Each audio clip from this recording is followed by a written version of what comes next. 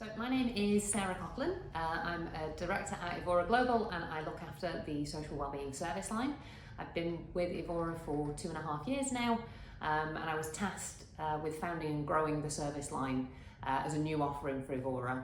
I'm really lucky in that I work with some of our most innovative clients.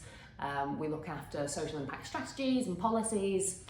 We look after frameworks and reporting, all around the idea of benefiting people and communities and the buildings themselves. We also look after green building certifications, so BREEAM in use, we do Fitwell certifications, Active Score. We've got a whole host of interesting services that we offer to the market. One of the great things about working at EVORA is the expertise of the team. I work with architects, I work with engineers, urban planners, sociologists. Really the breadth is extreme and I learn something every day. So, you know, what's better than that really? Honestly, it's really easy to stay motivated.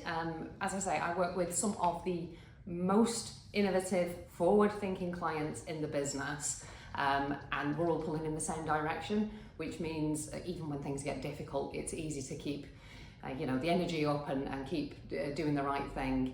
And one of the great things about the kind of work that we do is that there is no one right way of doing social. So what makes sense for one community might not make as much sense for another community. And that can be for our clients who are extremely hardworking, a little bit of an overwhelming idea. So what my team tries to encourage is a sense that we can help you do more of what you're already good at, and what makes sense locally, of course, and helps our clients to identify pockets of best practice. So where they're already doing a really good job, how can we support them to do more of that?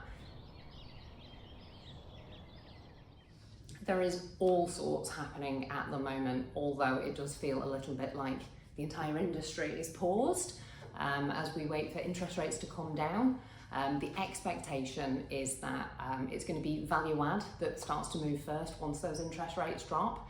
And that means there's plenty of opportunity for organisations looking to get on the front foot from a social perspective.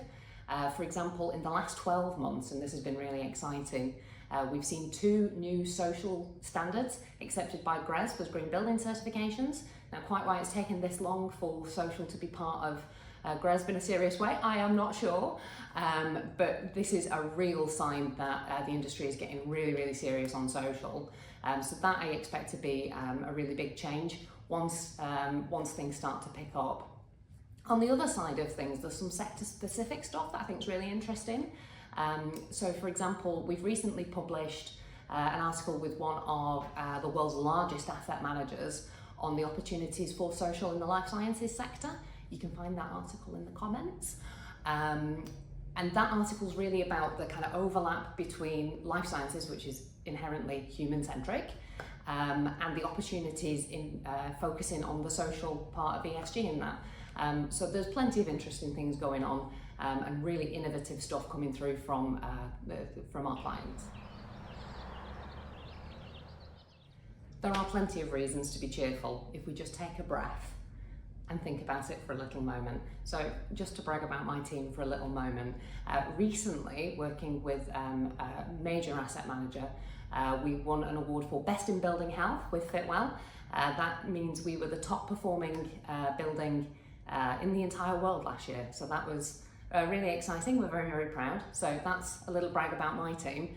And more broadly, we are starting to see, as the office sector continues to struggle, that the buildings that are going to be the most successful, that attract the best tenants, that have got the most tenant retention, are going to be those buildings that are people focused. That is green spaces, that's thinking about air in your buildings, it's thinking about how those buildings are staffed. It's a really broad church of KPIs that we could be thinking about, and they're the ones that are going to be the most successful as we come out of this period of hold down. I did not set out to have a career in sustainability. If I'm being really honest, when I left university, sustainability sounded to me like recycling and compost. But I've always been really interested in people, inequality, in sharing more of what we've all got between us. And I ended up working in sustainability because there were so many opportunities in the built environment to support in doing that. So I understand now that it isn't about really recycling and compost, although those things matter. What I'm most interested in is people, and it always has been people, and the built environment is essentially about people.